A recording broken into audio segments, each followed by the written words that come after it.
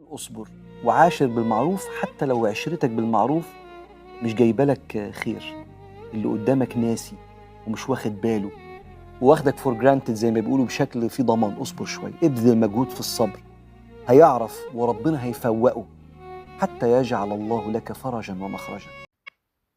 أهلًا، أهلًا يا حلوين، عاملين إيه؟ يا رب تكونوا بخير وفي أحسن حال. وحشتوني كتير من آخر فيديو، جاية لكم بفيديو جديد. هو شوية ما فيهوش تفاصيل، بس ما حبيتش أغيب عليكم أكتر من كده. النهارده الفيديو ده آآ يعني جِبت لكم خلاصة الفرش بقى بتاع البيت علشان رمضان.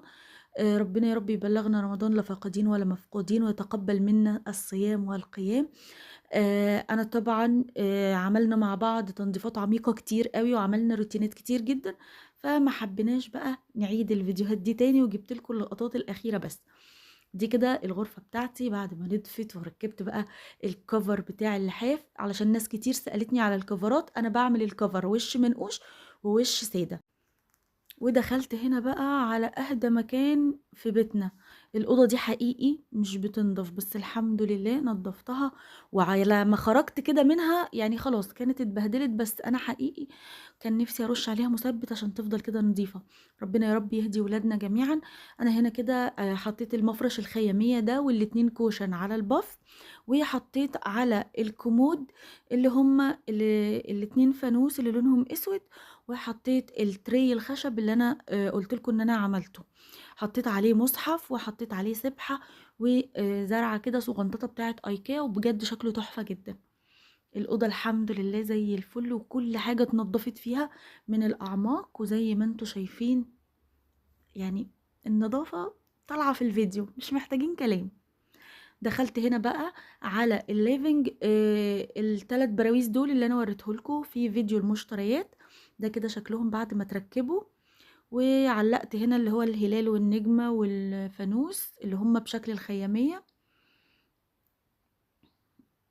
وبجد بصوا انا تعبت في التنظيف جدا، بس كنت على مهلي بقى واحدة واحدة، لاني انا كنت منزله لكم على المنتدى صورة ايدي تعباني، فما كنتش بقدر ابذل مجهود كتير، ولو كنت صورت كنت هتعب اكتر.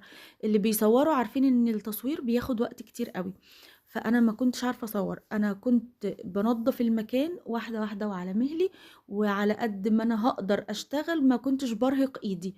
ولما احس اني تعبت كنت بوقف خلاص شغل وخلاص مش بكمل. وجبت لكم بس اللقطات النهائيه. هنا كده ده الريسبشن. بصوا بقى المرايه القمر عملت اجواء خطيره في الريسبشن، تحفه بجد. وهنا كده على السفره حطيت بقى الهلال ده ومكتوب رمضان كريم. وبصوا بجد والله العظيم انا بحب شهر رمضان ده حب انا مش عارفه اوصفه لكم. شهر كده كله روحانيات. وحطيت المكرميه دي هنا.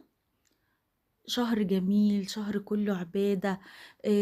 شهر كده بصوا يا ريت ما يبقاش شهر، يبقى طول السنه.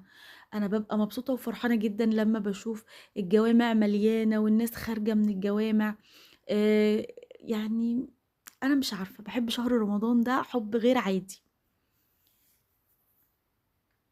قولوا لي بقى إيه رأيكم في المكرمية اللي متعلقة، وقولي لي كده إيه رأيكم كمان في المراية. المراية أنا حبيتها أوي، أوي، أوي، أوي، بجد شكلها تحفة، وخامتها رهيبة ما شاء الله تبارك الرحمن. وهنا برضه حطيت مبارك عليكم الشهر الكريم، وبكار وكمان فوانيس. بصوا انا حولت البيت لخيمة رمضانية. وهنا كده حطيت المفرش ده وبرضو عليه فوانيس. قولولي بقى رأيكم ايه في المراية، ومكانها هنا كده حلو ولا اغير مكانها. هنا بقى جينا عند مدخل الشقة. طبعا ركبت الستارة المكرمية اهي، وحطيت الفازة اللي انا جبتها معاكم، لان كان في فازة هنا بس اصغر من دي شوية فاتكسرت، فانا حطيت دي مكانها. وطبعا حطيت الستارة الخيامية دي على باب الشقة من جوه. وجيت بقى هنا كده عند الجزامة، حطيت الزرعة الصغنططة دي، وحطيت اللي هم الثلاث شخصيات دول اللي قلت لكم انا سميتهم الأسرة الحزينة. هنا بقى حطيت الزرع اللي هو الهيج ده والقمح، وحطيت الفرع اللي هو البيبي لايت الصغير ده تحفة، ومليت بقى الفازة قواقع. القواقع دي مش عايزة اقول لكم انا كنت مجمعاها، كنت كل ما اروح بلد واسافر اشيل قواقع واجي اغسلها لحد ما جمعت الحبة دول. حطيتهم بقى في الفازة دي وشكلهم خطير، وبقى مدخل الشقة رهيب بجد تحفة. ولكل اللي سألوني على الستارة الخيامية، قصدي الستارة المكرمية، تحفة تحفة تحفة تحفة، وشكلها في الحقيقة خطير. واللي على الباب دي ستارة خيامية، وممكن تركبيها ستارة على شباك عادي جدا، بس انا حطيتها على الباب. بعد ما خلصنا الشقة، طبعا انتوا عارفين ان كل رمضان بجيب لولادي هدايا علشان اشجعهم واحفزهم على الصيام والقرآن. طبعا البوكسات دي كانت عندي من السنة اللي فاتت، البوكس نفسه كنت شاريه السنة اللي فاتت، السنة دي بقى حطيت فيه حاجات جديدة، ما اشتريتش يعني بوكس جديد. جبت لهم النضارات دي، هي نضارة كده بتنور، هم كانوا عايزينها، فانا اشتريت لهم وكل واحد واحدة باللون اللي هم بيحبوه. طبعا اللي بيوريكوا الفوم ده آسر، واللي بيوريكوا المج ده إيات. جبت لهم بقى النضارات، وجبت لهم الفوم ده اللي بيعملوا بيه أشكال. وطبعا هم السنة اللي فاتت كنت جايبه لهم مجات، فعجبتهم المجات قوي وحبوا فكرتها، فجبت لهم السنة دي كمان برضو مجات بس شكلها مختلف، يشربوا بقى فيها على الفطار العصاير او بعد صلاة التراويح. شكلها حلو قوي. هو مج كده عليه زي قطعة من الجلد علشان لو في حاجة سخنة تمسكيها منها، والغطا وبيجي معاه شاليمو ازاز، شكلهم كان حلو جدا. طبعا برضو جبت لكل واحد اللون اللي هو بيحبه.